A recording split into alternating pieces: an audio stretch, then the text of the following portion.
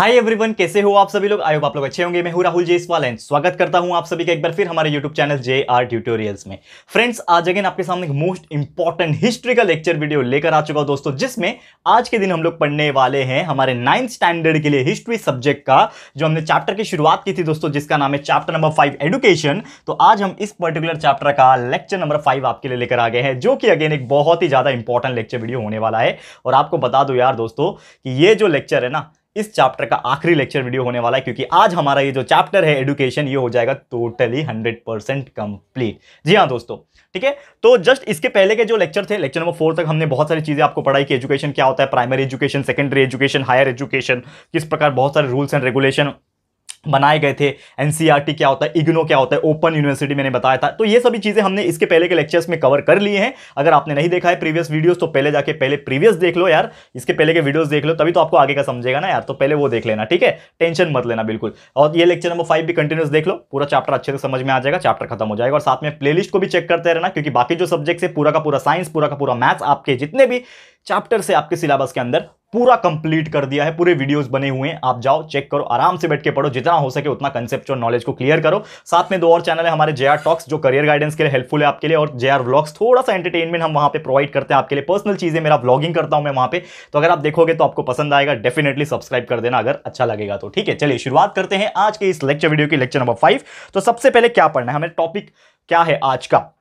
तो देखो, आपको मैंने बताया था कि बहुत सारे सब्जेक्ट्स थे जिसमें एजुकेशन के फील्ड में रिवॉल्यूशन आ रहा था। जैसे हमने साइंस एंड टेक्नोलॉजी की बात किया था, रिसर्च इंस्टीट्यूट्स की बात की थी, तो उसमें साइंस एंड टेक्नोलॉजी की बात किया था, मैथमेटिक्स की बात किया था, और साथ ही में बहुत सारे ऐसे सब्जेक्ट्स की बात किया था जो हेल्पफुल थे। लेकिन एक बहुत इंपॉर्टेंट चीज था जो साइंस को आगे बढ़ाने में हेल्पफुल रहा है, वो है दोस्तों इंजीनियरिंग। दोस्तों आपके सामने भी जो खड़े हैं, यानी राहुल सर आपके खड़े हैं ना यार, वो भी तो एक इंजीनियर ही है। और there are so many engineer जिन्होंने बहुत अपने देश के लिए बहुत ज्यादा काम किया और बहुत सारे डेवलपमेंट में उन्होंने अपना योगदान दिया है, ठीक है। तो इंजीनियरिंग का रिसर्च एंड डेवलपमेंट क्या है, ये हम लोग डिस्कस करेंगे यहां पे इस टॉपिक के थ्रू। तो इंजीनियरिंग की अगर बात करें तो इंजीनियरिंग का सबसे बड़ा जो इंस्टीट्यूट माना जाता है और सबसे बहुत ही बोलते हैं ना प्रेस्टिजियस इंस्टीट्यूट माना जाता है, जिसको हम लोग बोलते हैं IIT। इसका तो नाम सभी ने सुना होगा, ऐसा कोई बच्चा नहीं होगा, छोटे स्टैंडर्ड का शायद हो सकता है, लेकिन एटलीस्ट 9th-10th का कोई बच्चा नहीं होगा कि जो IIT नहीं जानता होगा। IIT is nothing but the Indian institute of technology.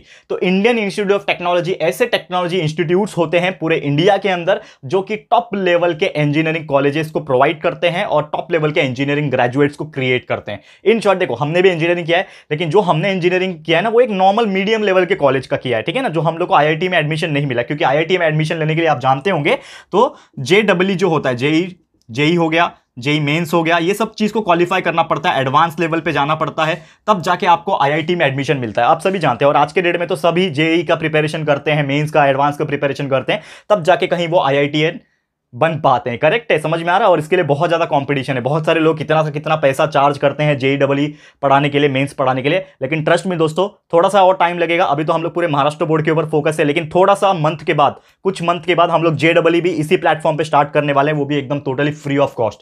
Tension मत लेना, आपके राहुल सर बहुत सारी चीजें लाएंगे आपके लिए। आप जैसे जैसे बड़े होते जाओगे ना, हम भी आपके साथ बड़े होते जाएंगे और आपको ऐसी ऐसी चीजें देंगे जो बाहर जिसका फीस बहुत ज्यादा है ना, तो आपको एकदम फ्री में मिलेगा आपके राहुल सर की मेहनत की वजह से। तो टेंशन मत लेना, आपके राहुल सर हमेशा आपके साथ रहेंगे। तो इंडियन इंस्टीट्यूट ऑफ टेक्नोलॉजी जो है, ये तो चलो थोड़ा सा मैंने अलग टॉपिक के बारे में बात कर लिया, सिलेबस पे आते हैं। तो IIT एक ऐसा नॉर्मली इंस्टीट्यूट होता है जो नॉर्मली इंजीनियरिंग के रिसर्च के ऊपर ज्यादा काम करता है, और इस प्रकार इंजीनियरिंग पढ़ाया जाता है कि बच्चा रिसर्च के ऊपर ज्यादा फोकस रहे। तो ये सभी चीजें होने लगा, तो धीरे धीरे बहुत सारे कॉलेज स्टार्ट होने लगे। तो सबसे पहला जो IIT स्टार्ट हुआ था दोस्तों, खड़गपुर में हुआ था। आप जानते हो ये खड़गपुर, ठीक है। तो सबसे पहला IIT खड़गपुर में, जो कि आपको पता है कहां पे, खड़गपुर कहां जाता है, वेस्ट बंगाल में आ जाता है। वेस्ट बंगाल स्टेट है ना, बंगाल, तो वेस्ट बंगाल में आ जाता है। और इसकी शुरुआत जब हुई थी वो था दोस्तों 1951, यानी कि कितना पुराना इंस्टीट्यूट है, 1951, आजादी के 4 साल के बाद, ठीक है। तो 1951 में IIT सबसे पहला खड़गपुर में खोला गया, एंड धीरे धीरे लोग वहां से पढ़ने लगे, बाहर निकलने लगे। बहुत सारे लोग तो वहां से पढ़ के आउट ऑफ इंडिया चले गए, और उसमें से वन ऑफ द मैं बोलूंगा एग्जाम्पल मैं बोलूंगा, सुंदर पिचाई का नाम आपने सुना होगा, ठीक है ना। तो ये भी एक IITian है जो IIT से पढ़ के बाहर निकले हैं और जाके बाहर देश में उन्होंने आगे की पढ़ाई की और फिर वो गूगल के सीईओ बन पाए, अल्फाबेट के सीईओ बन गए। कितने बड़े व्यक्ति है वो, आप सभी जानते होंगे सुंदर पिचाई के बारे में। अगर आप चाहते हो कि ये सब जो बड़े बड़े उद्योगपति, बिजनेसमैन या फिर जो बड़े लेवल के लोग हैं ना, उनके ऊपर केस स्टडी के वीडियोस भी बनाओ जेआर टॉक्स के ऊपर, तो प्लीज मुझे कमेंट करके बताना इसी वीडियो के अंदर, मैं देखना चाहूंगा। अगर आप चाहते हो तो मैं उनके बारे में रिसर्च करके केस स्टडी बनाऊंगा कि उन्होंने क्या क्या चीजें की थी। बहुत ही इंस्पायरिंग रहेगा वो सब वीडियो, ठीक है। तो आईआईटी खड़गपुर से बहुत सारे लोगों ने वहां से करने लगे और धीरे धीरे क्या होने लगा कि जब डिमांड बढ़ने लगा इंजीनियरिंग फील्ड में, तो बहुत सारे अलग अलग आईआईटीज भी खुलने लगे। तो जैसे कि एग्जांपल के तौर पे बात करें, बहुत सारे इंजीनियरिंग कॉलेज पहले से ही थे, जैसे पवई हो गया, पवई में इंजीनियरिंग कॉलेज था। फिर चेन्नई, ठीक है ना, चेन्नई में भी इंजीनियरिंग कॉलेज था। फिर कानपुर हो गया, ठीक है ना, चेन्नई हो गया, कानपुर हो गया, ठीक है। तो ये सब जो थे, मतलब इंजीनियरिंग कॉलेज थे, इनको भी फिर कन्वर्ट करके क्या बना दिया, आईआईटी बना दिया। तो आप जानते होंगे बहुत सारे आईआईटी है हमारे इंडिया के अंदर। तो IIT Kharagpur was the first, and उसके बाद IIT Powai, IIT Chennai, IIT Kanpur, IIT New Delhi, ऐसे बहुत सारे आईआईटीज भी ओपन हो गए। एंड साथ ही में जो बाकी के कंट्रीज थे, जैसे कि वो टाइम पे था सोवियत यूनियन, अभी तो रशिया वगैरह हो गया है, तो सोवियत यूनियन, अमेरिका, जर्मनी और यूनेस्को, आपको पता ही होगा, तो इन्होंने भी अपना काफी ज्यादा सपोर्ट किया और इसको मान्यता दे दी कि यहाँ आईआईटी आप स्टार्ट कर सकते हो और इसके थ्रू बच्चों को इंजीनियरिंग ग्रेजुएट्स बना सकते हो और बच्चे इंजीनियर बन सकते हैं। तो आईआईटी जो है ये बहुत ज्यादा सक्सेसफुल होने लगा और लोग जो है, अभी तो पहले थोड़ा सा कम डिमांड था, लेकिन आज के डेट में इतना डिमांड है ना, क्योंकि यार आज कोई 12वीं के बाद का बच्चा होता है ना, उसको अगर कोई पूछेगा कि बेटा कहाँ क्या पढ़ना चाहते हो, तो बच्चा बोलेगा इंजीनियरिंग पढ़ना चाहते हो, और कहाँ पढ़ना चाहते हो तो वो बोलेगा आईआईटी में एडमिशन लेना है मुझे। इसके लिए वो दिनों रात जेईई के लिए प्रिपरेशन करता है, ठीक है ना। और इसीलिए बहुत सारे ऐसे लोग हैं जो जेईई का प्रिपरेशन करवा रहे हैं, कुछ लोग फ्री में करा रहे हैं, थोड़े बहुत लोग जो अच्छे, जिनको मैं मानता हूँ, ठीक है, किसी का नाम देना पसंद नहीं है मुझे, लेकिन बहुत अच्छे अच्छे लोग हैं जो फ्री ऑफ कॉस्ट प्रोवाइड कर रहे हैं। लेकिन कुछ ऐसे लोग हैं जो बहुत ज़्यादा पैसा चार्ज कर रहे हैं इस चीज़ के लिए, तो यार ये गलत है, ठीक है ना। बहुत सारी चीज़ फ्री में है, टेंशन नहीं लेना, राहुल सर भी आपके लिए लेकर आएंगे, टेंशन बिल्कुल लेने की जरूरत नहीं है। तो आईआईटीज में बहुत सारे कोर्सेज आने लगे, जैसे कि कुछ लोग बीटेक करना चाहते हैं तो बीटेक कर सकते हैं, that is bachelor of technology. कुछ लोग एमटेक करना चाहते हैं तो एमटेक कर सकते हैं, that is master of technology. तो इसी प्रकार बहुत सारी चीजें होने लगी। और जो दशक था 1970 से लेके, तो 1970 1980 के बीच में ऐसे बहुत सारे आईआईटीज जो है शुरुआत होने लगे धीरे धीरे के वजह से, और लोग वहां से पढ़ते थे। पढ़ने के बाद कुछ लोग जो है इंडिया में रह जाते थे, लेकिन ज्यादातर लोग जो है वो आउट ऑफ कंट्री भाग जाते थे। क्यों भागते थे? क्योंकि वहां पे जॉब अपॉर्चुनिटी अच्छा था, पेमेंट ज्यादा मिलता था, और ब्रेन ड्रेन क्राइसिस जिसको बोलते हैं ना, अरे बाहर चले जा, मैं तो यार पढ़ लिख के बाहर चले जाऊंगा, इस प्रकार का सोच बहुत सारे लोग के अंदर है। इवन मेरे जो बैचमेट्स है ना, वो भी ऐसी बात करते हैं, अरे मैं तो पढ़ लिख लूंगा फिर बाहर जाके नौकरी करूंगा। यार क्यों बाहर जाके नौकरी करना? हमारे इंडिया में नौकरी नहीं है क्या? अगर नौकरी नहीं है तो नौकरी क्रिएट करो, बिजनेसमैन बनो, कंपनी खोलो। यही तो खास बात होती है यार इंडिया वाले की, आप करो तो सही। अब सब बोलते हैं कि मैं पढ़ लिख के आउट ऑफ कंट्री भाग जाता तो इंडिया तो बहुत पीछे रह जाता ना दोस्तों। तो ये आप लोग नहीं करना। देखो अपॉर्चुनिटीज मिलती है, सिर्फ पैसे के पीछे भागोगे तो there are so many methods to earn money, बहुत सारे तरीके हैं, लेकिन देश के लिए कुछ करना है ना, देश में रह के ही कर पाओगे, ये चीज ध्यान में रखना। तो ऐसे बहुत सारी चीजें हैं। तो ज्यादा मैं थोड़ा सा मोटिवेशन और इंस्पिरेशन वाली बात नहीं करूंगा, हम लोग हिस्ट्री पढ़ रहे हैं तो उसके ऊपर ज्यादा फोकस रहेंगे, ठीक है। चलो ये तो बात हो गया इंजीनियरिंग की। तो इसके अलावा भी और भी ऐसे बहुत सारे सेक्टर्स थे, जैसे कि अब आईआईटी की मैंने बात की, उसी प्रकार आईआईटी के जैसा सेम एक और इंस्टीट्यूट था जिसका नाम था आईआईएम। आईआईएम का मतलब होता है इंडियन इंस्टीट्यूट ऑफ मैनेजमेंट। जैसे ये इंडियन इंस्टीट्यूट ऑफ टेक्नोलॉजी है जो कि टेक्नोलॉजी यानी इंजीनियरिंग फील्ड पे फोकस करता है, वैसे ये इंडियन इंस्टीट्यूट ऑफ मैनेजमेंट है जो कि मैनेजमेंट के फील्ड पे फोकस करता है। तो आपने सुना होगा एमबीए, ये वर्ड सुना होगा एमबीए। तो ये जो इंस्टीट्यूट होता है इंडियन इंस्टीट्यूट ऑफ मैनेजमेंट, वो एमबीए करवाता है। और ये क्यों होता है? ताकि कुछ अच्छे मैनेजर्स हम प्रोड्यूस कर सके। क्योंकि देखो इंजीनियर आप बना लोगे, लेकिन इंजीनियरिंग काम करेगा, इंजीनियर वाला बंदा काम करेगा, लेकिन उसको मैनेज करने भी किसी को आना चाहिए। तो मैनेजमेंट वाली गुण भी होनी चाहिए किसी के अंदर, क्योंकि हर कंपनी में एक मैनेजर जरूर होता है। क्यों होता है मैनेजर? कि जितने भी स्टाफ होते हैं, वर्कर्स होते हैं और बाकी के जो सुपरवाइजर्स होते हैं, उनको मैनेज कौन करेगा? सेठ तो बार बार आएगा नहीं ना, जो कंपनी का ओनर रहेगा वो तो बार बार आके देखेगा नहीं ना सब कुछ सही चल रहा है कि नहीं चल रहा है। उसको तो और भी काम होंगे, या फिर वो आराम कर रहा होगा, ऐसे भी हो सकता है। तो इसीलिए एक मैनेजर होता है। तो मैनेजर के अंदर गुण होना चाहिए मैनेजमेंट का। तो मैनेजमेंट किस तरह से सिखाया जाएगा? ये टॉप लेवल के इंस्टीट्यूट से सिखाया जाएगा, इंडियन इंस्टीट्यूट ऑफ मैनेजमेंट। तो इसी प्रकार इंडियन इंस्टीट्यूट ऑफ मैनेजमेंट खोला गया, और सबसे पहला जो इंडियन इंस्टीट्यूट ऑफ मैनेजमेंट खोला गया था अहमदाबाद में। ये चीज आपको ध्यान में रखना है। आपको पता है आईआईएम अहमदाबाद आज भी बड़ा डिमांड है इसका, आज भी बहुत लोग मरते हैं एडमिशन लेने के लिए आईआईएम अहमदाबाद में। वहां से एक बार पढ़ के निकलो, लाइफ ही लाइफ है, अच्छा जॉब मिलेगा, अच्छी कमाई होगी, सब चीज़ होगा। एंड धीरे धीरे बहुत सारे आईआईएम खुल गए, कोलकाता में, बेंगलुरु में, लखनऊ में, ठीक है ना, शिलोंग में, ऐसे बहुत सारी जगह पे आईआईएम आज के डेट में खुल गए हैं। क्लियर है? तो उम्मीद करता हूं कि आपको ये टॉपिक भी बहुत ईजिली समझ में आ गया होगा। अब इसके अलावा आईआईटी हो गया, आईआईएम हो गया, लेकिन इसके अलावा और भी ऐसे बहुत सारे प्रेस्टिजियस इंस्टीट्यूट है, जैसे कि एक है दोस्तों नेशनल इंस्टीट्यूट ऑफ डिजाइन, जिसको एनआईडी कहते हैं, ठीक है ना, इसको मैं लिख देता हूं, नेशनल इंस्टीट्यूट ऑफ डिजाइन। तो नेशनल इंस्टीट्यूट ऑफ डिजाइन की अगर मैं बात करूं, ये एक ऐसा पर्टिकुलर फील्ड है जिसमें लोग डिजाइन सीखते हैं। अब डिजाइन क्या हो सकता है, बहुत सारे डिजाइन हो सकते हैं, जैसे कि आप जानते हो कि हर चीज पे आजकल लोगो आ गया है, लोगो, गूगल का लोगो, ठीक है ना, जेआर ट्यूटोरियल्स का भी लोगो, ठीक है। तो ये जो लोगो है उसको डिजाइन करने आना चाहिए। आज के डेट में तो बहुत सारे नॉर्मल लोग भी डिजाइन कर पाते हैं, लेकिन एक टाइम था जिसके लिए एक प्रोफेशनल्स को हायर किया जाता था कि आप डिजाइन करो। तो बहुत सारे इंडस्ट्रियल डिजाइन हो गए, बहुत सारे अलग टाइप के डिजाइन, जिसमें आ जाता था आपके नॉर्मल ग्राफिक डिजाइन हो गया, फिर आपका नॉर्मली सिविल का डिजाइन हो गया, मैकेनिकल डिजाइन हो गया, ठीक है ना, प्रोडक्ट डिजाइन हो गया, विजुअल कम्युनिकेशन हो गया। तो ये सभी चीज जो है इसकी शुरुआत की गई थी, और इसकी शुरुआत हुई थी 1963 से 64 के बीच में, ठीक है। ये जो ईयर है इसमें शुरुआत की गई थी, और बहुत सारे ऐसे इंस्टीट्यूट जो है वो धीरे धीरे डिजाइन करने लगे थे बहुत सारी चीजों को। उसमें से ट्रांजिस्टर था, कैलकुलेटर्स था, ठीक है ना, फिर लोगो ऑफ इंडियन एयरलाइंस का लोगो बनाना, एसबीआई बैंक का लोगो बनाना। तो ये सभी चीज काम की जिम्मेदारी होती थी नेशनल इंस्टीट्यूट ऑफ डिजाइन की, और इसमें से लोग काफी ज्यादा पढ़ते थे और डिजाइन सीखते थे। क्लियर है? तो उम्मीद करता हूं कि आपको ये भी बहुत अच्छे से समझ में आ गया होगा। इसके अलावा बात करें, अब रिसर्च फील्ड हम लोग पढ़ रहे हैं, तो engineering was the one of the research field. उसके अलावा एक और रिसर्च फील्ड है बहुत ज्यादा फेमस, आप सभी को पता होगा, वो है दोस्तों मेडिकल फील्ड, यानी मेडिसिन, ठीक है ना।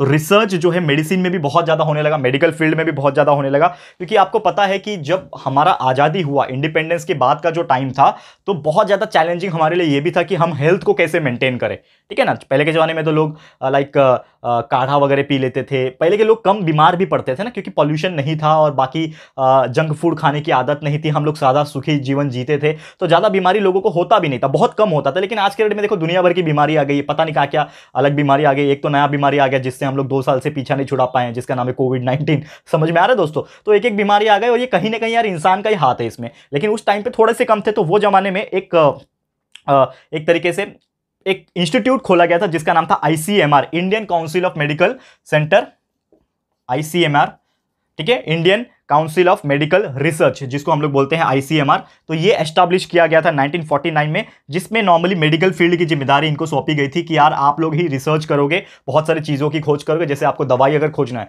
जैसे एक जमाना था सर दुखता था तो लोग सर दबा देते थे, लेकिन आज के डेट में हेडेक होता है तो आप एक गोली खा लो, जो टैबलेट आता है, जो भी कंपनी का, मैं नाम नहीं लूंगा, लेकिन जो भी कंपनी का आप सभी जानते होंगे, कमेंट करके बताना। तो वो एक टैबलेट खा लो, आपको आराम मिल जाएगा, ठीक है ना। आपको बुखार आया, वो टैबलेट ले लो, खा लो, आराम मिल जाएगा। तो there are so many tablets, so many like medicine. आपको सर्दी खांसी होती है, आप दुकान में गए, हाँ मेरे को भैया ये खांसी वाली सिरप दे देना, वो दे देता है कंपनी का, आप पी लेते हो तो ठीक हो जाता है लगभग 1 हफ्ते के अंदर। तो कहीं ना कहीं ये जो दवाइयां निकली है उसके पीछे रिसर्च का एक बहुत बड़ा हाथ है, क्योंकि नॉर्मली रिसर्च के बिना कोई चीज आप बना नहीं पाओगे। तो रिसर्च भी बहुत ज्यादा होने लगा, बहुत सारे यूनिवर्सिटीज, बहुत सारे medical colleges, government colleges, non government research institute, साथ ही में ऐसे बहुत सारे फाइनेंशियल सपोर्ट भी मिलते गए, और लगभग 26 सेंटर्स जो है वो स्टार्ट हो गए अलग अलग पार्ट में, यानी कि 26 सेंटर्स, बहुत ज्यादा होता है दोस्तों, 26 सेंटर स्टार्ट हो गए, जिसमें अलग अलग तरीके से रिसर्च होने लगा, अलग अलग बीमारियों के ऊपर रिसर्च होने लगा। एक टाइम था कि यार कैंसर का इलाज नहीं होता था, आज देखो कैंसर का इलाज है हमारे पास, एक प्रॉपर स्टेज तक हम लोग उसका इलाज कर सकते हैं, ठीक है ना। लोग को मलेरिया, चिकनगुनिया, ये सब टाइप की बीमारी होती थी, प्लेग वगैरह होता था, लोग मर जाते थे। आज के डेट में देखो कितना आराम से हम लोग उसको ठीक कर पा रहे हैं, ठीक है ना, है कि नहीं। ट्यूबरक्लोसिस, टीबी होता था, लोग मर जाते थे, आज के डेट में हम लोग टीबी ठीक कर पाते हैं। यानी कि कितने सारे रिसर्च हुए होंगे अलग अलग डिसीज के ऊपर, और बहुत सारी ऐसी चीजें जो ठीक हो रही है, खासकर ट्यूबरक्लोसिस और लेप्रेसी, जिसको हम लोग लेप्रेसी को हम लोग बोलते हैं। देखो ना, ये पूरा पैचेस आ जाता है, पूरा व्हाइट पैचेस आ जाता है। हिंदी में आई गेस मुझे याद नहीं आ रहा है उसका नाम, बहुत ही अलग नाम है उसका, लेप्रेसी। ये आप लोग के लिए होमवर्क दे रहा हूं मैं कि लेप्रेसी ये जो वर्ड है ना, इसको हिंदी में क्या बोलते हैं और ये कौन सी बीमारी है, ये आप लोग सर्च करना, ठीक है। ये मुझे पता है, जिसको हम लोग बोलते हैं ना, जैसे कोड़ हो जाना, मतलब एक तरीके से पूरा स्किन के ऊपर दाग धब्बे आ जाते हैं, लाइक वो फोड़े टाइप आ जाते हैं, किसी किसी का व्हाइट पैचेस आ जाते हैं, उसको लेप्रेसी बोलते हैं, ठीक है। तो जरूर से कर देना वो सब चीजें। तो ऐसे 26 इंस्टीट्यूट्स खोले गए थे अलग अलग रिसर्च के ऊपर। साथ ही में एक बहुत ही बड़ा इंस्टीट्यूट भी खोला गया था जिसका नाम था दोस्तों ऑल इंडिया मेडिकल, इसका फुल फॉर्म है दोस्तों all India institute of medical science, ठीक है। सॉरी माफ करना, मुझे याद नहीं आ रहा था। ऑल इंडिया, देखो यहां पे ध्यान से देखना, all India institute of medical science. अभी आपको पता है AIIMS is the one of the biggest hospital in India. आपको पता है कि ये सबसे पहले स्टार्ट भी शायद दिल्ली में हुआ था, ठीक है ना। दिल्ली में एक बहुत बड़ा एम्स हॉस्पिटल है, आप जानते हो, पूरा इंस्टीट्यूट भी है वहां पे, और वहां पे लोग जाके पढ़ते भी है। क्योंकि देखो ये जो हॉस्पिटल्स होते हैं ना, बड़े बड़े जो हॉस्पिटल्स होते हैं, इनकी एक खास बात क्या है, ये हॉस्पिटल भी है, ये हॉस्पिटल स्कूल भी है, यानी कॉलेज भी है, लोग इधर जाके पढ़ते भी है और वहां पे लोग अपना इलाज भी करवा सकते हैं बहुत ही नॉमिनल कॉस्ट पे, बहुत ही छोटे कॉस्ट पे, बहुत ही लाइक बोलते हैं ना कम रेट में। बहुत सारे एग्जाम्पल, आप दिल्ली चले जाओ, गुजरात चले जाओ, बहुत सारे ऐसी जगह आपको मिलेंगे, गवर्नमेंट के हॉस्पिटल्स मिलेंगे जो कि मेडिकल स्कूल है, मेडिकल साइंस के स्कूल है। AIIMS one of the biggest, जिसमें आप अपना इलाज करवा सकते हो बहुत ही कम दाम में, और साथ में वहां पे जो स्टूडेंट्स पढ़ते होंगे ना, वही आपको देखेंगे, वही सब चीज सीखेंगे देख देख के। आपने मुन्ना भाई एमबीबीएस मूवी तो देखी होगी, सेम उसी प्रकार, ठीक है ना। वहां पे इलाज भी हो रहा है लोगों का और वो लोग उधर पढ़ भी रहे हैं, देख के समझ में आ रहा है। तो उसी प्रकार का चीजें जो है वो होने लगी थी। तो मेडिकल काउंसिल जो इंडिया था वो वापस से रिस्ट्रक्चर किया गया था 1958 में, और ये सब चीज धीरे धीरे होने लगी और आगे बढ़ने लगी। क्लियर है। तो ये सब चीज का एक बहुत बड़ा रोल है। फिर साथ में इसके अलावा अगर बात करें, ये तो आईसीएमआर की हमने बात की, मेडिसिन फील्ड की बात करी। आपको पता है कैंसर एक बीमारी है, तो कैंसर के लिए भी बहुत बड़ा एक इंस्टीट्यूट खोला गया था जिसका नाम है टाटा मेमोरियल, और ये मुंबई में ही है हमारे, ठीक है ना, ये हमारे मुंबई में ही आ जाता है। टाटा मेमोरियल जो है दोस्तों, टाटा मेमोरियल सेंटर बोलते हैं। ये कैंसर के लिए सबसे बड़ा इंस्टीट्यूट माना जाता है हमारे पूरे इंडिया में। लोग बहुत दूर दूर से यहाँ पे आते हैं, कैंसर का इलाज करवाते हैं। तो ये भी एक बहुत बड़ा कैंसर के ट्रीटमेंट के लिए, साथ में रिसर्च के लिए और एजुकेशन के लिए एक बहुत ही फेमस सेंटर है। ये आप लोग देख सकते हो, इसके बारे में और भी ज़्यादा पढ़ सकते हो। क्लियर है। इसके अलावा अगर मैं बात करूँ, इसके अलावा जो है दोस्तों, अब रिसर्च जो इंस्टीट्यूट है, जैसे हमने इंजीनियरिंग फील्ड का पढ़ लिया, मेडिसिन फील्ड का पढ़ लिया, लेकिन एक और रिसर्च का इंस्टीट्यूट है, रिसर्च का फील्ड है जो कि बहुत लोग इग्नोर करते हैं, लेकिन ये बहुत इंपॉर्टेंट है कहीं नहीं, जिसका नाम है दोस्तों एग्रीकल्चर। अब एग्रीकल्चर यानी खेती करना। तो खेती कोई आसान बात नहीं है। पहले के जमाने में भी खेती होता था, टफ होता था, लेकिन आज के रेट में भी खेती उतना ही टफ है। क्यों? क्योंकि पॉल्यूशन लेवल इतना है, लैंड का जो फर्टिलिटी रेट होता है वो भी कम है। तो उसको सुधारना कैसे, वो सब चीज के ऊपर भी रिसर्च किया जाने लगा। तो ये इंडिया में रिसर्च इन एग्रीकल्चरल इंस्टीट्यूट खोला गया था यहां पे 1905 में, ठीक है। 1905 में ही इसकी शुरुआत कर दी गई थी, बहुत पहले शुरुआत की गई थी। और एग्रीकल्चर रिसर्च इंस्टीट्यूट जो है, इसको एक यूनिवर्सिटी का दर्जा भी दिया गया था 1958 में, यानी 1958 में एक यूनिवर्सिटी बना दी गई थी स्पेशली फॉर एग्रीकल्चर, कि लोग जो एग्रीकल्चर के बारे में पढ़ना चाहते हैं, कि स्पेशली एग्रीकल्चर क्या होता है, खेती कैसे होती है, क्या होती है, उसके बारे में पूरा जो रिसर्च होता है ना, उसके ऊपर पूरा का पूरा एक यूनिवर्सिटी 1958 में 1958 में खोल दिया गया था, ताकि लोग जाके पढ़ सके जो भी इंटरेस्टेड रहेंगे। और बहुत सारे डिपार्टमेंट में काम होने लगे, जैसे डेवलपमेंट एग्रीकल्चर सेक्टर का कैसे होगा, साइंस के बारे में, एग्रीकल्चर साइंस जिसको बोलते हैं, ठीक है ना। फिर साथ में इकोनॉमिक बॉटनी हो गया, अदर डिपार्टमेंट हो गया, जो अलग अलग टाइप के क्रॉप्स होते हैं, चावल, गेहूं, दाल, ये सब फसल्स को हम कैसे और अच्छे से उगा सकते हैं, क्या क्या वैरायटीज होते हैं, फर्टिलाइजर्स क्या ऐड करना है, पेस्टिसाइड्स कैसे ऐड करना है, वीडीसाइड्स कैसे ऐड करना है, ये सभी चीजें जो है दोस्तों, धीरे धीरे इस फील्ड में क्या होने लगा, रिसर्च एंड डेवलपमेंट काफी ज्यादा होने लगा, एंड लोग काफी ज्यादा इंटरेस्ट भी दिखाने लगे, क्योंकि ये बहुत ज्यादा आसान था और कहीं ना कहीं लोग इंटरेस्टेड थे कि यार हमको भी सीखना है। तो ये सभी चीजें होने लगा धीरे धीरे, इसके वजह से बहुत ज्यादा बेनिफिट्स होने लगा। किसको? फार्मर्स को होगा यार, ऑब्वियसली। तो फार्मर्स जो थे जानबूझ के ये सब कोर्सेज सीखते थे, फार्मर्स के बच्चे, फार्मर्स के जान पहचान वाले, ताकि ये फार्मर्स को बहुत ज्यादा हेल्प करेगा और हमारी जो चीजें हैं वो धीरे धीरे बेटर हो जाएगी। तो इंस्टीट्यूट जो है वो क्या करते थे, लाइब्रेरी भी मेंटेन करती थी, और उसका हेड ऑफिस जो है दिल्ली में है। यानी कि यही जो इंस्टीट्यूट एग्रीकल्चर वाली, इसकी एक लाइब्रेरी है जिसका हेड ऑफिस कहां पे है, दिल्ली में है, ठीक है। और साथ ही में बिगेस्ट एग्रीकल्चर रिलेटेड लाइब्रेरी पूरी कंट्री में ही दिल्ली में। तो आप लोग अगर इंटरेस्टेड रहोगे एग्रीकल्चर के बारे में, तो दिल्ली जाके उसके लाइब्रेरी में जाके विजिट कर सकते हो, आपको अच्छा लगेगा, ठीक है। क्लियर है। तो उम्मीद करता हूं कि आपको ये चीज बहुत ही अच्छे से इजीली समझ में आ गया होगा। तो दोस्तों यही था फिर हमारा आज का लेक्चर, जिसमें हमने पूरा का पूरा ये जो बचे हुए टॉपिक्स थे इसको कंप्लीट कर दिया। जैसे हमने इंजीनियरिंग के बारे में बता दिया, आईआईटी के बारे में पूरा बता दिया, Indian institute of management IIM के बारे में बता दिया, नेशनल इंस्टीट्यूट ऑफ डिजाइन के बारे में बता दिया, मेडिसिन के बारे में बता दिया, कैंसर हो गया, एग्रीकल्चर हो गया। तो ये सभी टॉपिक्स हमने कवर करा दिया। तो इसी के साथ हमारा ये जो लेक्चर है होता है समाप्त। और दोस्तों आपको बता दूं, इसी के साथ हमारा ये जो चैप्टर है जिसका नाम है चैप्टर नंबर 5 एडुकेशन, ये होता है टोटल 100% कंप्लीट, ठीक है दोस्तों। तो प्लीज हमें कॉमेंट करके बताइएगा दोस्तों कि ये वीडियो और ये चैप्टर आपको कैसा लगा है, अपनी राय और सजेशन जरूर से दीजिएगा। वीडियो अगर पसंद आया है, चैप्टर अगर पसंद आया, अच्छा लगा है, तो प्लीज वीडियो को लाइक कीजिएगा, शेयर जरूर से कर देना अपने सारे फ्रेंड्स एंड रिलेटिव्स को, फटाफट शेयर करो, बताओ कितना इंटरेस्टिंग एंड कितना इंपॉर्टेंट चैप्टर है ये, तो सबको शेयर कर देना। एंड साथ ही में अगर आपने अभी तक इस चैनल को सब्सक्राइब नहीं किया है, तो फटाफट से हमारे चैनल को भी सब्सक्राइब कर देना। साथ में एक बेल आइकन होता है, उसको प्रेस कर देना, ताकि फ्यूचर में हम कभी भी कोई भी वीडियोस को अपलोड करेंगे तो आप लोगों को नोटिफिकेशन मिलती रहेगी, ठीक है फ्रेंड्स। तो मिलते हैं हमारे अगले वीडियो में। ये वीडियो देखने के लिए thank you and good bye.